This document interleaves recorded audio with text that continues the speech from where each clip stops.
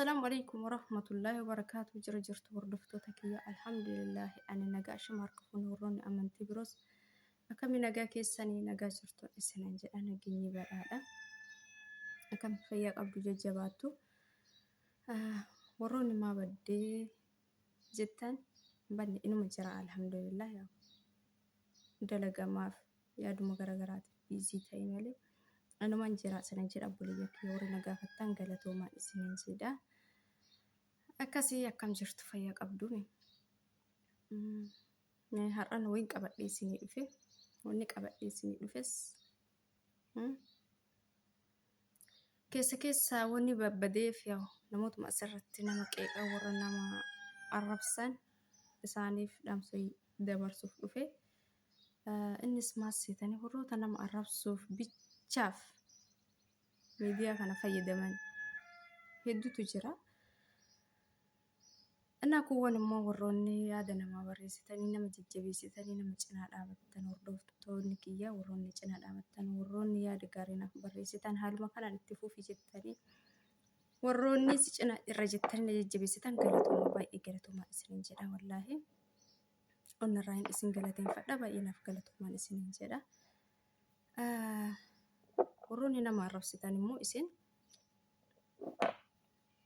maali? Miidiyaa kanaan fayyadamtaniif nama arrabsu bichaaf natti fakkaata. Ofiillee warri nama arrabsitan kunniin eenyummaan keessan hin beekamu. Fuulli keessan hin mul'atu. Haraamii jedhan san isa san jechuudha namuma arrabsuuf dhokattanii deemtan jechuudha. Waa balleessuuf wanni waa balleessu durallee dhudhukachaa deema waan ta'eef hin mul'attanii jechuudha. Maaliif akka ta'e hin beekan. Amma warroota waan babbadaa barreessan warroota zalattam koomintii jalatti yookaan waranyaa maalii kijibduu akkasii jedhanii warra barreessan fa'aatu jira. Isaan sunniin amma eenyummaan isaanii hin beekamu. Yaa nama arrabsuuf natti fakkaatee kan fayyadamanii dhukatanii akka eenyummaan isaanii hin beekamnetti yookaan durallee wanni faayidaa hin qabne tokko hin mul'atu jechuudha. Wanni faayidaa hin qabne hin mul'atu jechuudha. Akkasiin isiniin jedha hordoftoota kiyya warri nama arrabsitan nama arrabsina. Isinummaa akka taatan isin hin beeknu nama arrabsina.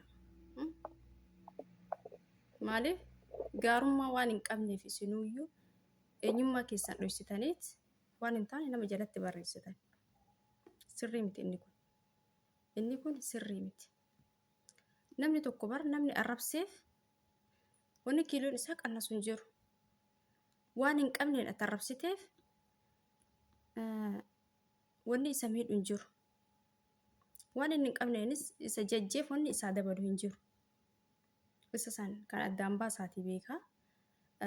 Nama arrabsuunis nama kabajuunis abbaan kabajuma ofiitiif malee eenyullee akka barbaadetti nama arrabsuu danda'a. Namni arraba wallaala hin jiru. Maaliif namni of kabajuuf arraba keessa bu'aa waan hin jirreef, arraba keessa faayidaa waan hin jirreef, arraba keessa beekumsi waan hin jirreef. Sii galee kanaaf malee eenyuyyuu arraba wallaalee yookaan si arrabsuu dadhabeetii miti warri nama arrabsitu kunniin jechuudha. Hin beekan warri nama arrabsitan kunniin dhukattanii warri asin baan warri fuulli keessan asin baan warri dhoysaan hunda keessa deddeema waa hojjettu waa balleessitu tunni warra osoo sin laalanii dhaabbannummaan keessanuu nama quubsineedha warri nama arrabsitan kunniin jechuudha. Amma keessaayyuu dubartiidha ta nama arrabsitu maaliif na arrabsita? Ati dubartii akka dubartii arrabsiti. Maaliin na caalta? Maaliin na caalta? Sanuu eenyummaan isiin beekamu maalummaan isiin beekamu maal taatee jinnii taatee insii taatee maaliin isiin beekamu? Warra akkanaa tunniin jechuudha. Warra dhukatee nama arrabsu kunniin warra odoo gabbaa'e nama sodaachisu jechuudha. Warra osoo gabbaa'e nama sodaachiftanis. Warra akkasiisan jechuudha. Keessaayyuu dubartiin akkamitti obboleeyyan fi akka obboleeyyan arrabsuu danda'a? Akkamitti nama jeeqan isin? Warri nama jeeqan warri nama jala deemaa akka waan isin namaa ol taatanii eenyummaan keessan waan hin beekamneef namni isin madaaluu hin danda'u. Kanaaf dhukattanii namaa barreessitan.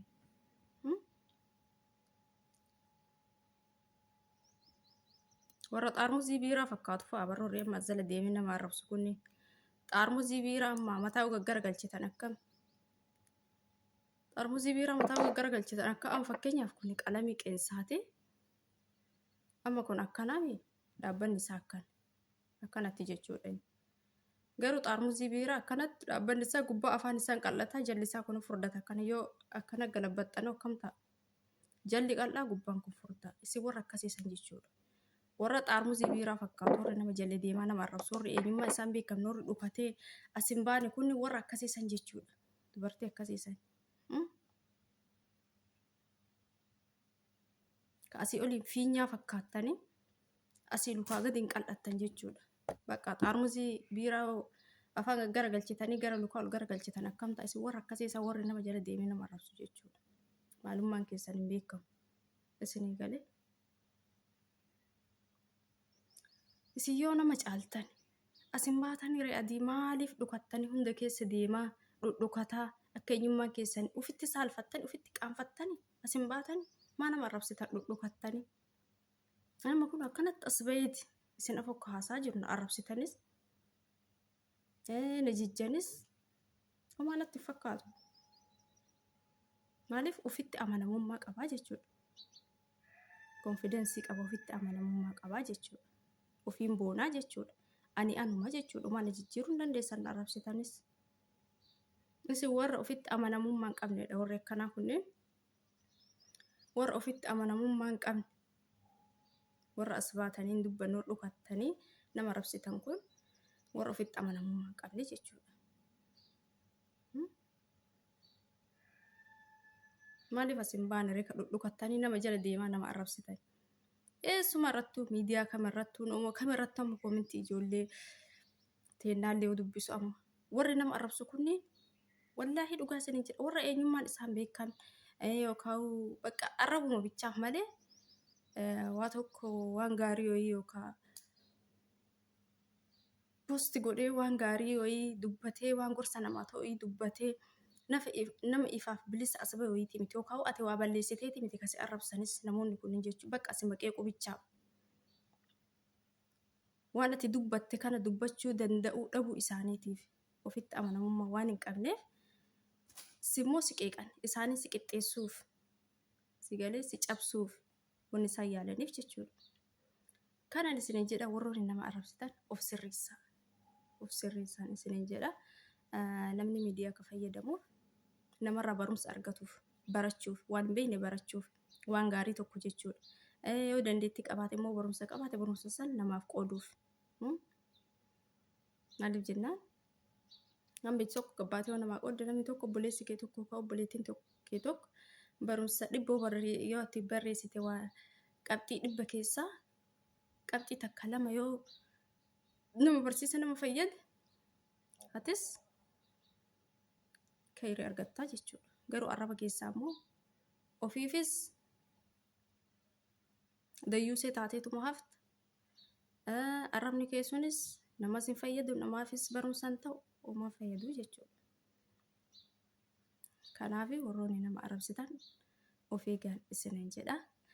Warri nama arrabsitan kunniin afoo fiigdanii warri nama arrabsitan kun akkami akka injiraame girdii callaan duubatti hafaa girdiin afoo fiigaa girdii saniidha kan nama miidhus ijattis yoo si bade isaadha jechuudha. Kiiloon qabu warroonni waan gaarii babarreessitan isin akka callaatitti ilaalamtanii akka mirtiititti kuwwan immoo akka girdiititti ilaalama jechuudha. Warri nama arrabsitan kunniin afoo fiigdanii kanaafuu isin nama barsiisuufis hin taatan barumsas namaa kennuuf hin taatan kanaaf nama arrabsina adabadhaati ta'an isiniin jedha. Warroonni jalatti waa nama baay'ee limiti nama lama sadii akkasii adabadhaan isiniin jedha. Kanaaf nama arrabsina dura ofitti amanamummaa qabaadha mataa keessanii isiniin jedha. Akkasii obboleeyyan kiyyaa warroonni na hordoftan warroonni na jajjabeessitan galatoommaa ulfaadha kabajamaan isiniin jedha isin jaaladha. Haga viidiyoo biraatti walitti deebinutti nagaa naa turaa isiniin jedha obboleeyyan kiyyaa.